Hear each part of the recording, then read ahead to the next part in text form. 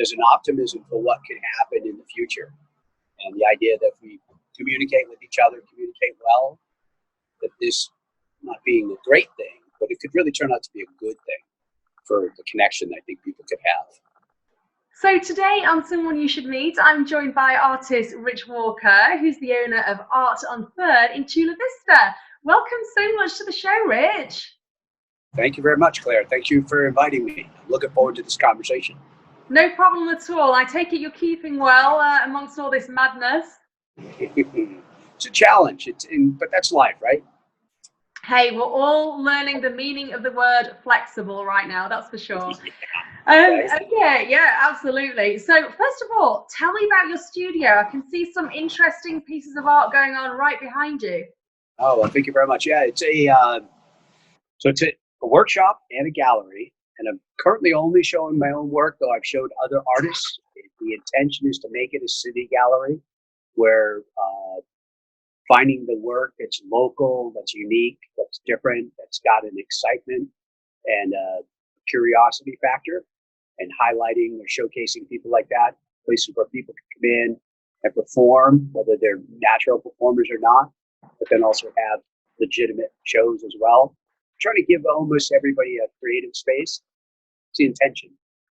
Okay, and why Chula Vista? Tell me about your thinking behind that location. So it's interesting. Chula Vista has never been known as an art district, but then again, like a lot of places weren't until you put the effort into it. So the idea that there's a lot of great community, a lot of people, fantastic people in South Bay, in Chula Vista specifically. So it's really got an appeal to me in that regard. The idea that we could be the next sort of like Nashville, the next sort of Austin kind of thing, with a nice Latin feel and a Spanish feel to it. How long have you been here? In Chula Vista? Yeah, how long has the studio been there? Just under 2 years now. So coming into the 2-year period, it'll be about July. And so it's been a work. Again, it fits in a lot of ways, and then it doesn't fit at all. But that's sort of a good thing. So what's been the response like from the community? Probably 90% positive, but there's always going to be a certain amount of people who just hate. They hate everything. They don't like you. They don't like me. They don't like nothing, And support has been good. I think this is the right thing for the block in a lot of ways, where rather than go out and have to be kind of forced into a narrative, you can kind of come in and experience your own. Okay, and talk to me about some of the things that go on there, because it's not just like art as we know it. It's not just paintings, for example, is it? Correct, right. There's music, probably one of the stronger parts to it. And we've done some live music yoga performances. So groups of people come in performing their yoga, but to a live band. And so that the idea of community, I mean, it is probably my strongest desire, is to get a place where yourself, you and Ed might be able to come down and just say, here's this weird thing we want to do, and to be able to host it. I'd love to be able to host weddings here, like where so many people go out, decide to get married, and they spend a lot of money on an event, but it didn't really have a lot of soul, a lot of character. I'd like to kind of do a much more affordable, so nobody goes into the wedding or to the marriage broke. They get to go in with this kind of supported party. I've done a memorial here, and that was really interesting, whereas the tonality to the entire event was fluxed in the space. Really nice. It was a beautiful event. Tell me about some of the artists that actually exhibit rather in your space. Like, who are they? Like, what's their background? The background currently is just me. So this entirety of the space, which seems repugnant in a lot of ways, but when I initially took the space over, I called like 13 artists to be involved. It sort of nullified me, or kind of blew me off to a bit. So then I just started producing this, or building the space out. And in that, we've had some of the kids from Southwestern College, High Tech High, come in and have some shows. I've done an event with the seniors over at the Norman Center, and then some kids. So I'm trying to create a chalk on the block event every Sunday from 9 in the morning till noon, where kids come down and get to draw on the sidewalks. Trying to support that locally with the sale of art and to buy the chalk. So trying to do communal kind of things. We've had an event here, a music event called the Percussion Playground. We had 100 different instruments. Jason Taylor, a local musician, came in, brought in all these instruments and allowed everybody to play them. Throughout the afternoon, there was different times where kids or everybody in attendance could learn something, but mostly it was just about that time to just kind of bang on an instrument and have some fun. Okay, you mentioned community there. Tell me, what's the community spirit like in Chula Vista right now during this crazy time where most of us are pretty much isolated inside our own homes? Well, as an example, two folks just drove by. They're regulars on the neighborhood. They're riding their bikes. They're out today. Nobody stopped to talk to in this exchange, but everybody said hello. So there's a real good sense of community down here. I think there's an optimism, regardless of how difficult this time is. There's an optimism for what can happen in the future. And the idea that if we communicate with each other, communicate well, that this not being a great thing, but it could really turn out to be a good thing for the connection that I think people could have. For sure. You mentioned about some of the events that take place at your studio. What's happening about those now? I mean, how do you still manage to connect and keep in touch with the community and artists, because we're all so insular really right now and isolated? Yeah, there's not a lot. I mean, there's I'm kind of dealing with it from that perspective of just allowing it to be what it is best you can without trying to kind of alter the ship. Allow the water to settle to a degree, and then get back to it. This happens to be a storm in the water that we're on, and we all have to find port for a short period of time. So in regards to producing shows or producing events or keeping that active word so far as the art is concerned, I'm not really harping that currently. Okay.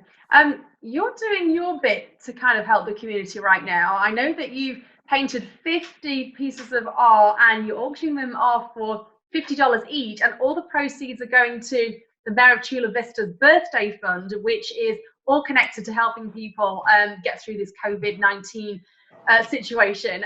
Tell me a bit more about that. Yeah, well, Mary Salas, a phenomenal mayor.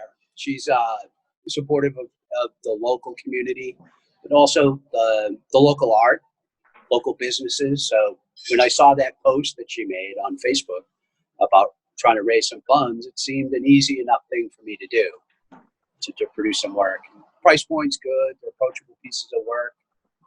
The idea that they go to help, if I can help, I'd like to. And if Mary needs my help, I'm there for her. Yeah. Tell me about the pieces of art that you've actually painted or in the process of painting for this particular cause. Well, this is the idea that there's so many layers to this situation that we're all in. So I'm working with a bunch of work that's got layers and layers and layers upon it. And so that's the series of work that I wanted to kind of do for this. Yeah, I think that's kind of, I think that really covers it. Just the layers. Okay. The complexity is not very complex, though there's a complexity to the situation we're in, but they're just layers of stuff. Okay. Tell me, how important is art in a situation like now? For example, does it help with anxiety, maybe distracting people, putting people in, a good mind space? How does art, help people's mindset and dealing with anxiety, etc.? It's an interesting question. I like it. I don't know if art per se, the art that I have on the wall, is helping anybody. Might give them a little solace if we were in their home, that kind of thing.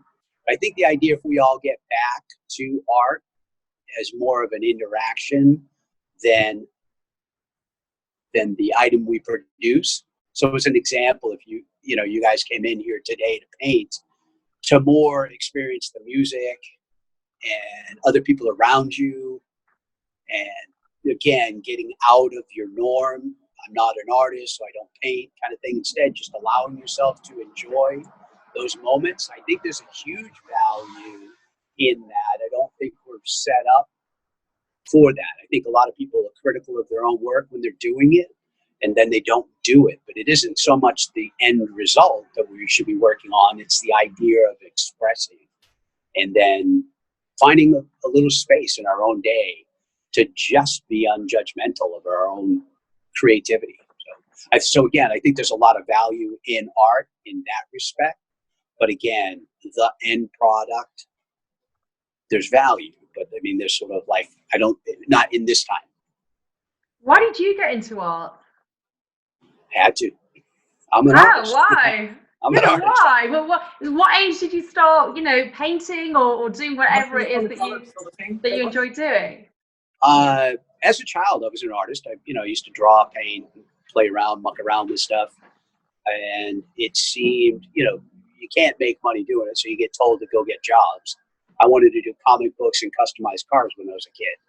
And I was told you can't make money doing that. Had I stayed with it, I'd have been in my prime for all these comic book movies and all the car customizing kind of stuff.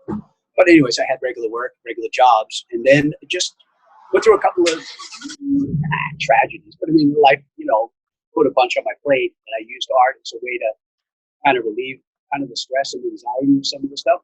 And found that I kind of use it more therapeutically. Yeah, I use it more therapeutically and based on it, it's become a way that I communicate. So yeah, so the time frame. I don't know if I exactly answered that, but yeah, no, that's great. What I wanted to ask you as well, you mentioned yourself just then that, a lot of artists can't make a living out of selling art and painting. How challenging is it, particularly in the area that your studio is in Chula Vista? How challenging is it to get people, painting to the extent where they could actually think about doing this as their full-time job? Yeah, you could almost ask that question again, and I could almost think about it again and again and again. There's a challenge in that. I mean, it isn't for everybody, it isn't a 9 to 5, go to work, expect something to be sitting there waiting. It's something you have to chart a course and find the end result. Somebody who is in the market for maybe the art that can help support. So that kind of, that kind of thing. So it isn't, Chula Vista isn't a community that people would readily say, hey, we're going out tonight, we're going to go buy some art. Let's go to Chula Vista. There's tons of talented artists in South Bay and Chula Vista. Same thing with musicians. We're going to go out tonight, go listen to great music. We're not actively thinking about going to Chula Vista, but that should all change. Venues like this are trying to help create that sort of momentum. The idea that, people here, live here, come out here, and support the locals and the youth that are putting together some great shows. Telelingua, a local band, they're real intriguing, real interesting in how they've arranged themselves musically. So again, there's a ton of talent, and the idea that we're so close to the border, we've got that Mexican influence to the music as well. It's really got its own kind of culture that we can really kind of mold. Just kind of be like Miami, like the idea that it's got that Cuban feel. Chula Vista ought to have that Mexican kind of right along, kind of, we're all very, kind of intertwined. To really celebrate that fact rather than hold it, not that I think there's probably a percentage of people that hold it as sort of a negative. I can only see it as positive. Yeah, I like it. The Miami, Chula Vista, the Miami, the Hispanic culture. I love it. So talk to me a bit about that. I mean, like, how does, it's funny, we can hear now some traffic going by. So where are you though? So you're right on where? Tell me about where you're located. Right on Third. Right on Third, yeah. So we're sitting at Art on Third, right on Third, so. Nice. So you're very visible. I mean, do you get like much foot traffic or? Yeah, I mean, it depends the days. The weekends are phenomenal. And again, Chula Vista, 3rd Avenue specifically, I would say, has the opportunity to be an art district, to be that place that you do go out at night and you find something to do. You can grab some great quality coffees right here at the Brew Bar and the Grindhouse. You can go grab a nice beer down here at Three Punks, Chula Vista Brewery, Gentle Penguin. Vogue, the theater, the right down the street too as well, which is in development. So there's an awful lot of great things happening. I think we're well on our way. Okay, talk to me a bit about, you're mentioning now about the fact that you are virtually on the border. You got a lot of like Hispanic influences there. How does that like benefit something like what you have, an art studio? Well, art is more than just one thing. It's sort of a bunch of ingredients coming together, a bunch of varied colors, various layers and textures and such. So yeah, I like the idea of so many different things. There's an artist, and I don't know why I forget his name offhand, but he produced a painting about Chief Wahoo from Cleveland area during some of the massacres, some of the larger scale massacres of the Native Americans were done in Cleveland. Big story behind it, but there's a real strong, intelligent painting that I want to showcase here. And I don't know why. I feel like I'm absolutely. People are still certainly out and about on the roads in Chula Vista. Well, they're doing I a bunch can of hear. construction. Third Avenue currently is in the beautification stage from a project that's been going on for a couple of years now. So they're getting to it. So it's an interesting thing. So yeah, we got construction and the doors are closed. So Chula Vista is an up-and-coming area, isn't it? There's a lot of investment in that area right now. How is that kind of like impacting on your vision for your studio? Well, for me, I mean, to say it nicely, I mean, I'm here thinking about that end goal where this place is self-sustaining, active 7 days a week, 7 evenings a week, with events where they're kind of the doors open for people to come in and get a taste of something local, of flavor, right? So the restaurants are popping up here to bring in a better quality to some of the stuff. There's Balboa South right up the street here, and so there are things that just pop into the neighborhood. And then there's like landmarks down here, like Labella's and Don Pedro's, who've been here holding down the block for years. Lounge across the street. People are doing a lot of things that have been here, but it's getting that, almost like the cake's been being made for years, and somebody's kind of trying to figure out maybe a next layer, or maybe some better frosting kind of thing. Maybe that kind of comparable. But there's some real fun things happening down here. If I had my nickels, I'd open up all the things that we need, the cool little pizza shop. What do you think you need? What else does Chula Vista need to really like Well, put I mean, it it's just on like the map? that idea, like the temple, like out in front of my space on occasions, I've got a food truck. There are 2 different food trucks. One does fantastic Mexican food, and the other one does homemade pizzas. Nice. It's got like a 1954 flatbed pickup with a stainless steel wood-fired pizza oven on there. So in evenings like that, if we were out tonight, a group of us are out, we don't have to feel compelled to stay at one location, but you can go down and get a flavor, a taste of a bunch of different things. That's one of the things that really has the probability down here. It's more of that little funky thing, but not make-believe funky, but like actual quality stuff. Nice. And Rich, can I be a bit of a pain and ask you to take us on a tour around your studio? Can you take us on a bit of a walk? Yeah. I won't talk because of that ring. It's a little, yeah. Should I? Yeah, go on, show me. I want to see what's behind you. The artwork looks very intriguing. I didn't clean up. I've been doing a lot of painting. Oh, don't worry. Hey, listen, I'm broadcasting from my living room. I haven't cleaned up either. Don't worry about it. We're all in this together, Rich. Give me a tour. Hey, I'll make you walk around your house and show me your house too. Yeah. I mean, there are a few rooms that I think, would be off limits, as in I've shoved all the laundry in there and closed the door. But yeah. Cool. Well, so the piano, I'm going to show you this piano. Okay. Now, this piano was donated by the Piano Project, and the Piano Project is a project that Kenneth Rexod, one of the local music producers, put together along with some of his friends. And what they do is they bring they bring pianos into the schools, and they probably brought 35 pianos down to the Chula Vista area. So they've got one here, and the piano is used by local pianists who just come by randomly and play. So like on an average day, somebody will come by, maybe play it 2 or 3 different times. And then they set up this stage here. And it's hosted again, Vista Visions, which is a local film. We've shown Attack of the Killer Tomatoes. We've shown Citizen Kane, which I had no idea was actually filmed within the San Diego South Bay area. So we've done things to that effect in good, short local films. So the idea that the space, if you were, putting together, a short film and needed a place to showcase it, this is kind of what we kind of want to do. And then looking at the space, I've got, it's a big enough room for dancing, big enough room for celebrations, and it's got tons of room and space for art.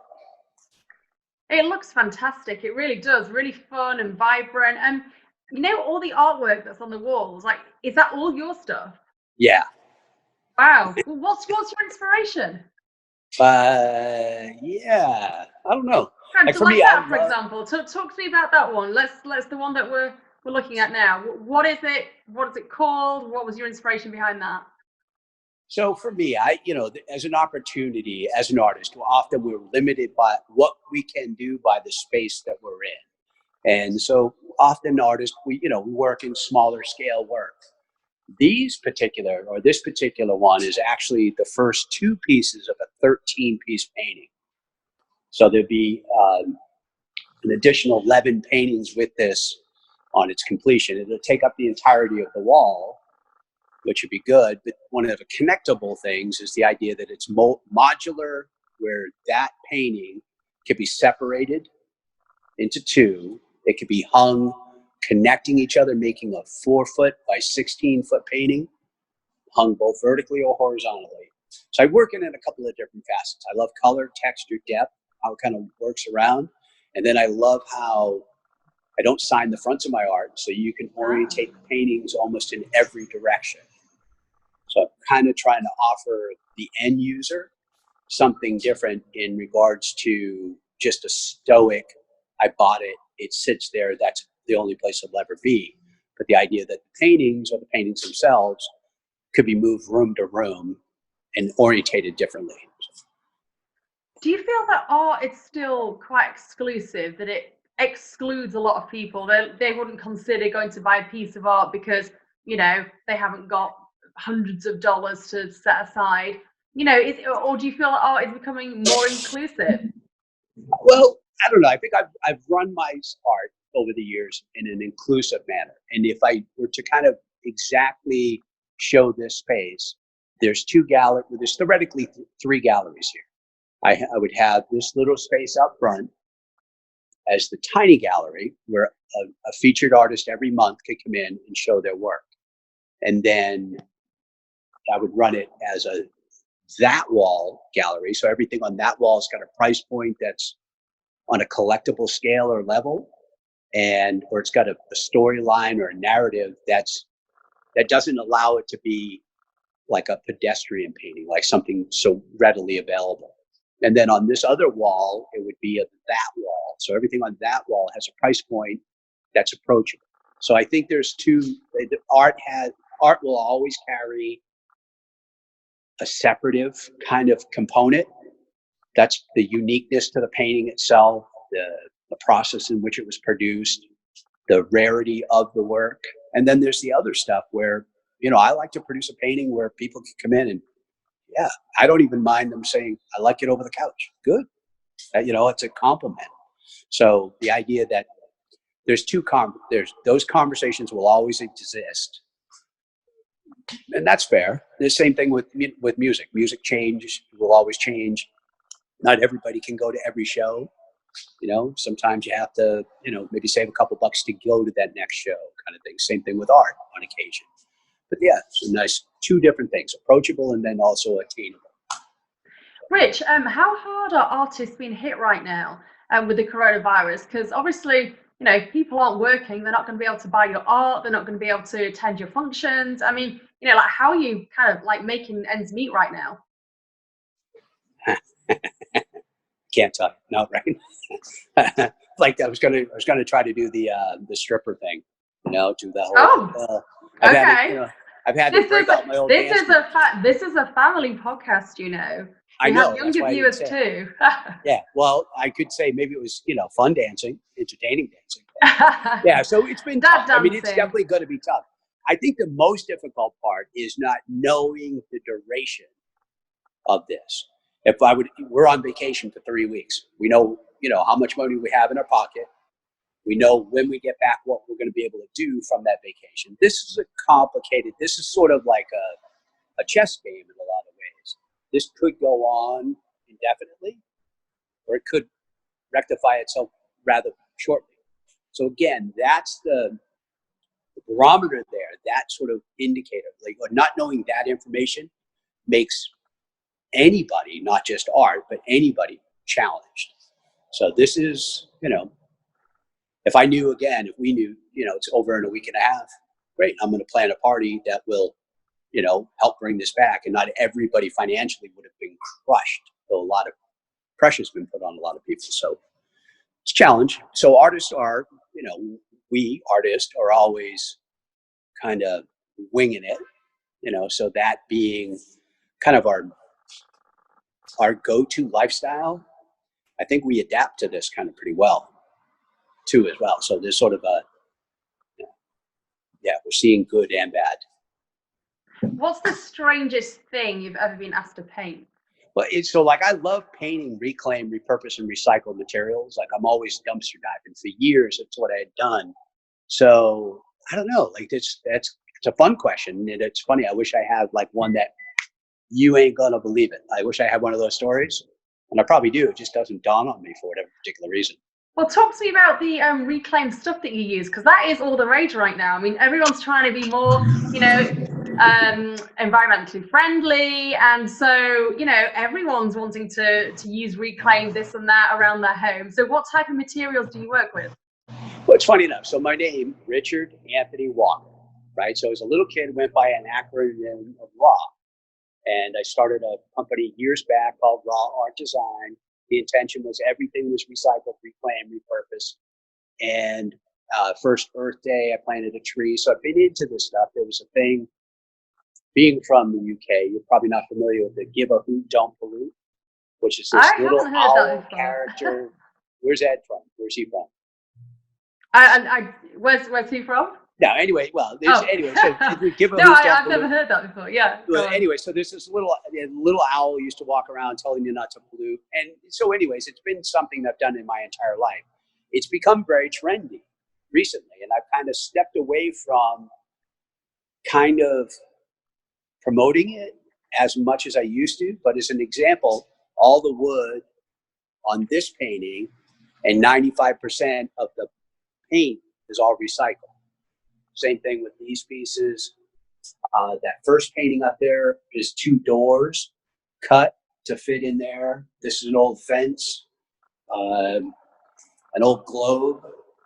All this material is reclaimed from a Mardi Gras float from a few years back. So it's just, this particular instrument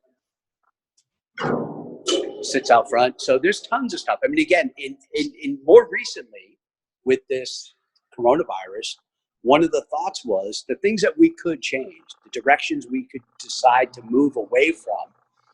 And I would almost like to be the solution to all the trash. Bring it through. If it can't be ground down and made into pulp, which is then made into frames, any paint that you have at the home, and rather than throw it away, bring it to the artist. Let them utilize it. I've got a painting in here that's all just paint. Let me see if I can. It's kind of funny. So it's just layers and layers and layers and layers of paint. It's a pretty big space that you've got there, actually, Rich, isn't it? Just giving us a bit of a tour again. Rich, can I just ask you, what is your plan for the next 6 weeks or so? I'm going to show you this one real quick. This is okay, brilliant. Are we there? You see this? So that's all just paint, layered and layered on top of each other. Oh, geez, careful with that. It's really got a lot of weight to it. But the idea that every day, since the beginning of the year, I put a layer of paint on there and just let it dry. So it's going to get to a point where there'll be 365 layers of paint. So it's going to be fun. And your last question was about the next 6 weeks. Yeah, and I just, wanted to ask you kind of what the next 6 weeks or so looks like for you. It's going to be challenging, no doubt. I'm going to utilize it to, to do the things that I haven't been doing, putting together some of the business plans, trying to find communicative conversations like the one we're having about maybe the way that I see things and that the way that I see things in a beneficial manner. I don't think I'm right about everything, but I do think I'm right about a lot. Well, Rich, thank you so much for talking to me today. It's been a pleasure. The studio looks amazing. And just before we go, what about, has anyone kind of like booked events at your place and they're going to be like obviously rescheduled because of the current situation? Say that one more time.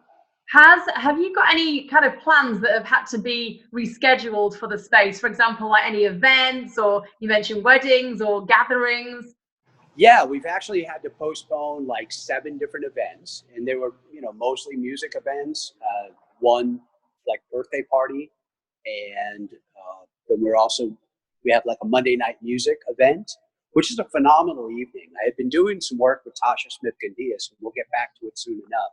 A local harp player, and she brought in some talent like Christopher Garcia, a percussionist who used to play with Frank Zappa's Mothers of Invention band, Leonard Patton. So we postponed our Monday night music, and that was the most consistent event that we had.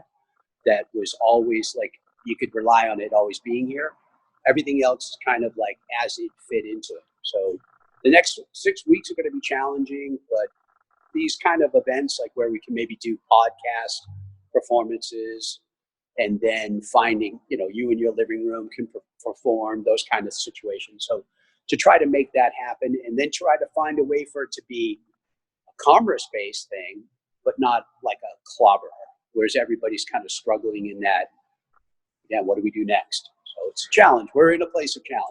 Well, Rich, we're all in it together. So all the best. I wish you every success in the future. And let's hope, fingers crossed, that, we're able to access your studio again and life is back to normal. Fantastic. We're going to try it when the whole event's over, like when the dust settles, thinking about putting together an event and just calling it Hug.